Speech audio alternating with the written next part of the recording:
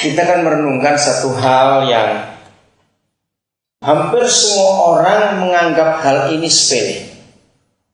Tapi ternyata hal ini yang sangat punya arti di dalam semua kehidupan. Dan hampir semua orang tidak akan pernah mengetahui kapan hal itu akan datang dalam hidup orang itu. Kalau saudara pernah dengar kata peluang atau kesempatan, saudara, sampai hari ini tidak ada seorang pun manusia di dunia yang bisa mempelajari untuk mencari peluang. Peluang atau kesempatan itu tidak pernah bisa dicari, tidak pernah bisa ditebak, tidak pernah bisa dinanti kapan dia datang. Ngerti maksud saya ini?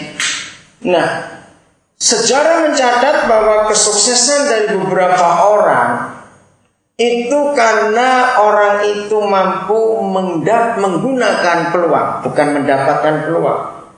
Secara keadilan Tuhan, semua manusia itu pasti dapat peluang atau dapat kesempatan. Tapi yang menjadi masalah bagaimana orang itu bisa menggunakan. Maka itu kemalasan adalah musuh utama dalam hidup ini untuk orang itu mencapai sukses.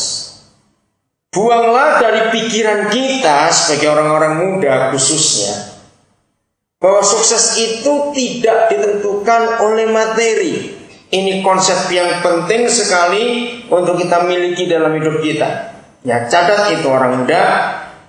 Sukses itu tidak ditentukan oleh materi secara 100%. Tidak. Materi itu akan berguna setelah seseorang itu menggunakan peluang yang dia dapat.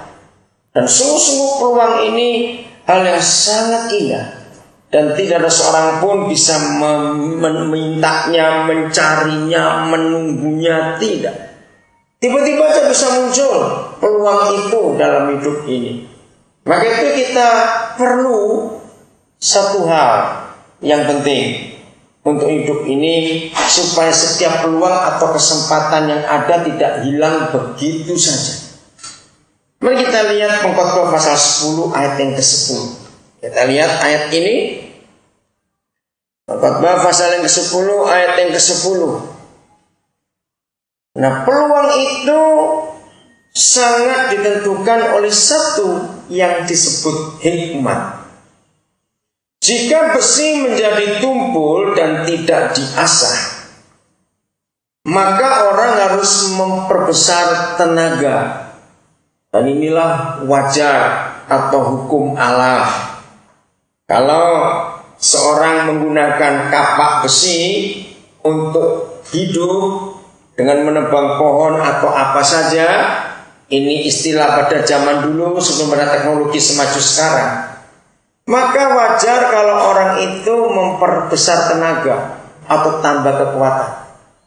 Karena kapaknya tumpul, dia nggak sempat ngasah, maka mukulnya harus lebih kuat. Nah, itu sisi kemanusiaan kita. Tapi perhatikan kalimat berikut. Ayo kita baca sama-sama ya. Ini bagus sekali. 1, 2, 3. Tetapi yang terpenting untuk berhasil adalah apa? Hikmat. Jadi nggak disebut kekayaan, materi, gelar, pendidikan, tidak. Tetapi yang terpenting untuk sukses, untuk berhasil ialah hikmat.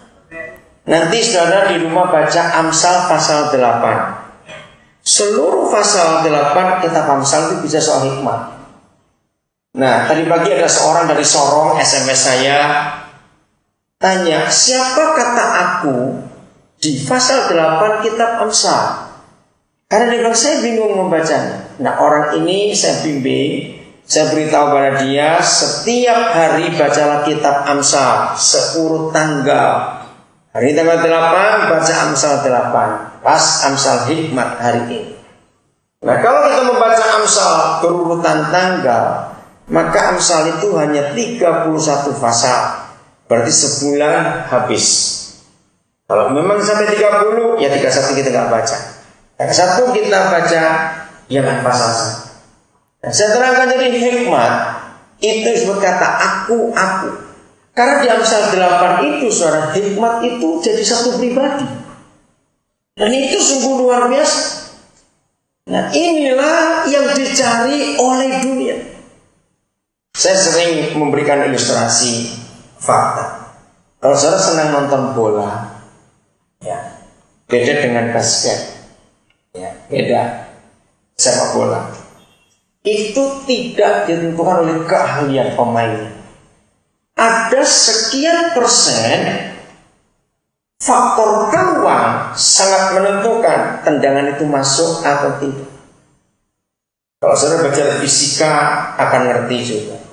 Karena dunia ini berputar, jadi seteliti-telitinya, sekuat-kuatnya, sehebat-hebatnya seorang striker, lalu dia bisa nendang bola, tapi pas rotasi bumi itu tidak menguntungkan. Misalnya arah rotasinya ke kiri, toto bola itu melambung ke kanan, nggak pas. Begitu berapa kali kita nonton bola, tipis sekali. Harusnya itu masuk, tapi tidak. Nah, saudara percaya bahwa itu bukan faktor keuntungan, bukan faktor kelihayan, bukan faktor apa. Itu yang namanya peluang. Dan itu nggak bisa dicari. Dan dalam banyak hal di hidup kita, peluang itu selalu muncul dengan tiba-tiba. Dan kita tidak bisa memprediksi dalam hidup ini. Jadi kalau kita pintar-pintar memanfaatkan peluang, lalu kita masuk di dalamnya, percayalah keberhasilan akan datang untuk kita semua. Dan itu diperlukan hikmat dalam hidup ini, bukan tenaga, bukan ngotot. Saya belum pernah mengalami suatu kepanikan seperti minggu ini, saudara. Dan lewat hari ini, nanti jam 10 waktu sini, puji Tuhan. Aduh, itu betul-betul yang luar biasa. Saya ceritakan satu persatu supaya kita bisa tahu. Sejak bulan yang lalu, kami sudah merencanakan beberapa tim kami, guru-guru di Nabire, itu pulang ke Jawa untuk berlibur. Nah, terus mereka mendapat tawaran. Saya tidak tahu tawaran itu.